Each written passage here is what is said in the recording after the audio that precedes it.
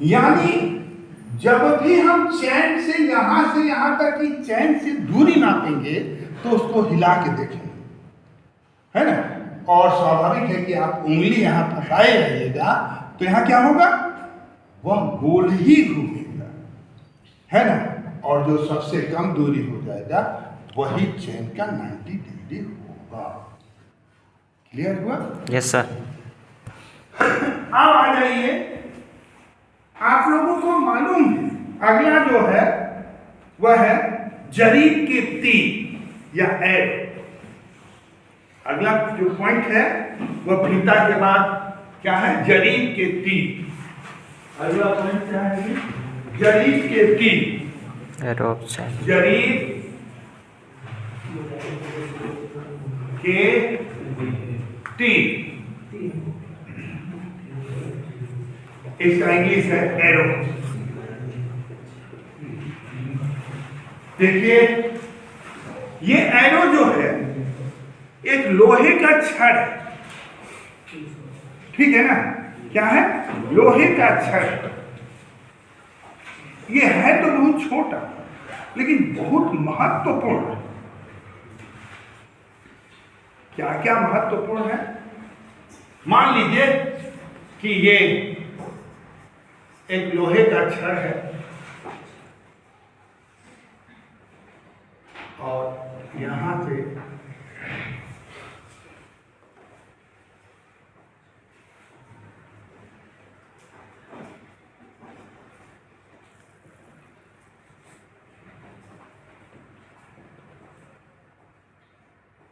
ये हर 10 जरीब के बाद इसको गाड़ देते हैं। हर 10 जरीब के बाद यानी वह बन जाता है दहला।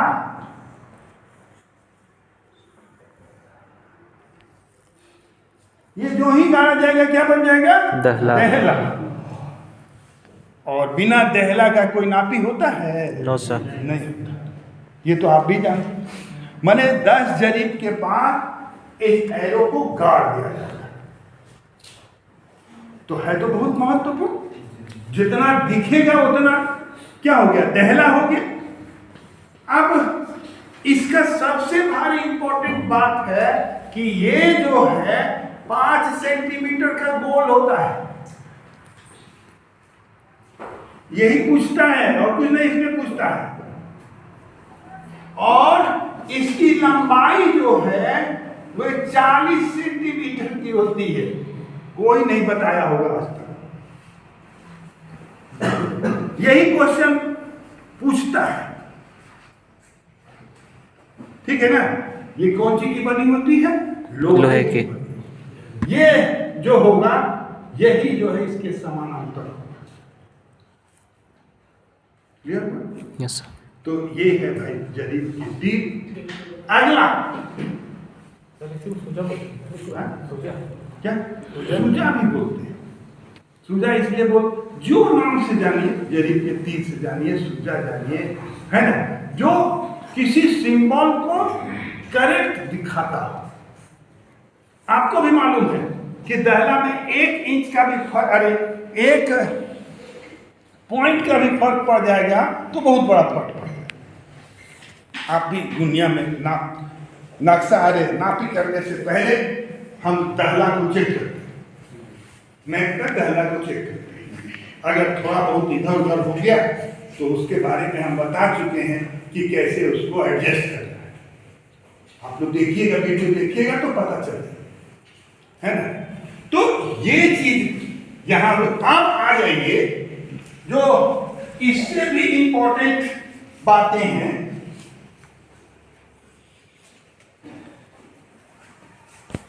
यही है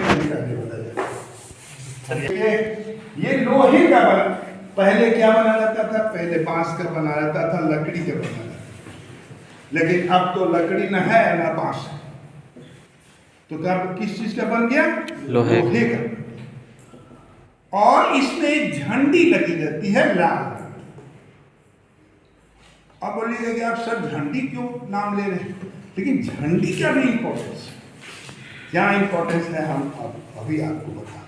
तो सबसे पहले हम लोग बनाएंगे रेंजिंग रॉड,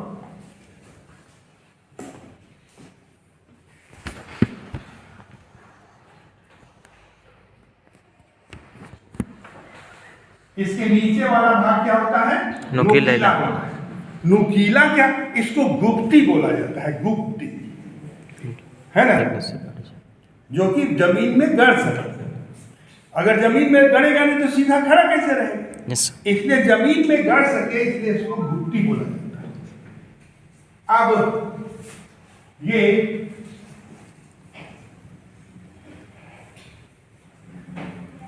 यहां पर एक झंडी लगी,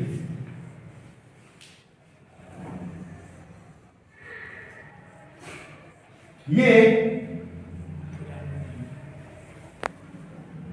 ब्लैक एंड व्हाइट होता है, इसको ब्लैक मान लीजिए, कहां से आई बर्बाद कीजिएगा, और ये व्हाइट हो गया।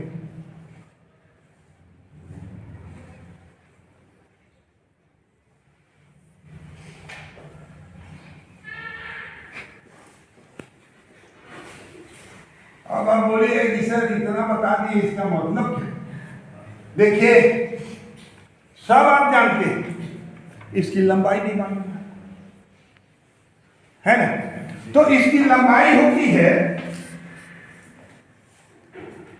पहले झंडी की लंबाई, झंडी की लंबाई होती है 25 × 25 सेंटीमीटर, ठीक है? कितना होता है? 25 × 25, ये 40,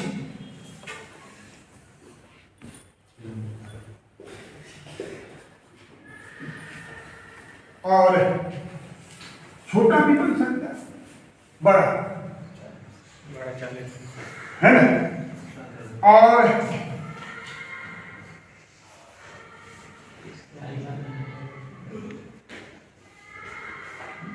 दो मीटर का, 2 मीटर, ठीक है ना? इसकी लंबाई कितनी होती है? 2 मीटर। इसकी लंबाई, चौड़ाई तो हो नहीं सकती है, गोल है ना? इसकी लंबाई जो है वो 20 सेंटीमीटर, माने ये व्हाइट क्या है, ब्लैक की लंबाई कितनी होती है? 20 सेंटीमीटर। इसको कहा जाता है काली पट्टी, पट्टी, और इसको बोला जाता है सफेद पट्टी।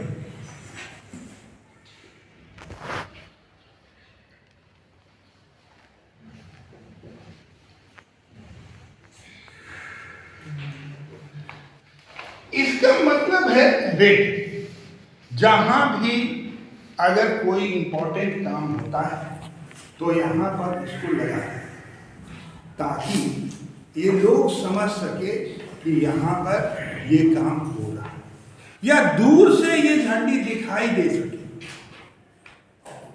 तो जो क्वेश्चन पूछता है, ये पूछता है और ये पूछता है ना? तो ये तो आपका रेंजिंग रॉड हो गया, क्रॉस स्टाफ हो गया। अब आइए पोलम्बम,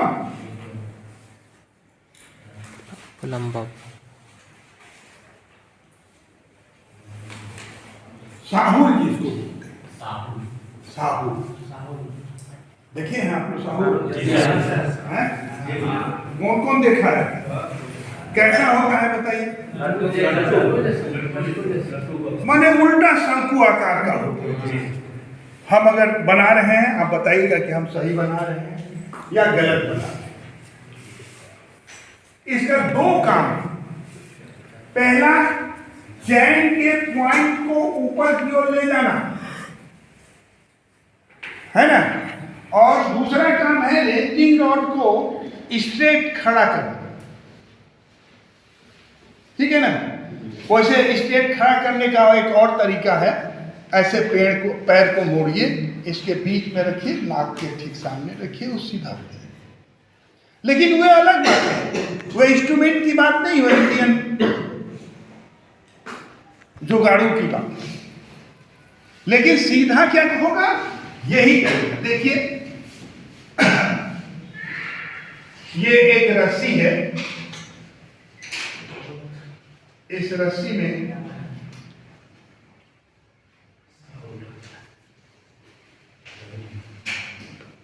यहां पे रस्सी बांधने वाला होता है, इसी तरह का ये साहुल होता है। ये पॉइंट और ये पॉइंट और ये पॉइंट तीनों क्या होता है, सीध में होता है। तीनों सीध में होता है, ठीक है ना। अब ये सीध में अगर होगा तो जो ये लाइन बनेगी ये समानांतर बनेगी कि नहीं? यस सर, समानांतर बनेगी। अगर समानांतर है तो ये क्या है, ये सीधा है। टेढ़ा बना तो क्या हुआ, टेढ़ा है। तो इसका दो काम है, एक चैन को ऊपर की ओर ले आना, पॉइंट को ऊपर की ओर ले आना, है ना, और एक काम है कि इसको सीधा करना। यही है कोलम्बस की विशेषता। सवाल ये है कि अब हम इसके आगे फील्ड में ही नापी कर सकते हैं। इंस्ट्रूमेंट के बारे में आप लोग जान चुके, पूरे इंस्ट्रूमेंट जान चुके। कुछ नक्शे के बारे में आप लोगों को बताना है। देखिए, नक्शा को हमेशा उत्तर की ओर रखा जाता है, नॉर्थ की। अब आप कहिएगा कि नॉर्थ की ओर हमको पता कैसे चलेगा कि नॉर्थ किधर है। दुर्भाग्य कि हम नहीं बता सके आप लोगों को कि कैसे निकालना है ये क्या नाम है, कंपास, नॉर्थ लाइन और दिशा कैसे ज्ञात करनी है, लेकिन हम पढ़ाएंगे आपको, देखते हैं। तो ये नॉर्थ जो है, नक्शे में नॉर्थ किधर है, अगर ये नहीं बना हुआ है तो देखिएगा कि प्लॉट बना होगा, प्लॉट बना होगा नक्शे में ना जी, इस ढंग का प्लॉट बना होगा। तो प्लॉट जो लिखा जाता है, जैसे 120, इसका मुंडी जो है वो नॉर्थ की ओर, ठीक है ना, हमेशा ध्यान रखिए। और अगर नॉर्थ आप जिधर रख दिए नक्शे को, जब नॉर्थ अगर रख दिए नॉर्थ की ओर, तो बाकी दिशाएं आपको एकदम क्लियर कट है। तो ये नॉर्थ हो गया। आप देखिए कि आपको पहले दिन क्या करना है, पहले दिन पूरा घूम करके सर्वे कर लेना, सर्वे जिसको देख लेना है कि कहां क्या है। बिना देखे आपको जो काम करने आज हम लोग आज देखेंगे पूरे गांव, और दिमाग में बैठाएंगे कि कहां से कैसे शुरू करें, और सबका चिन्ह बनाते जाएंगे। अगर फेल होगा तो फेल, सर एक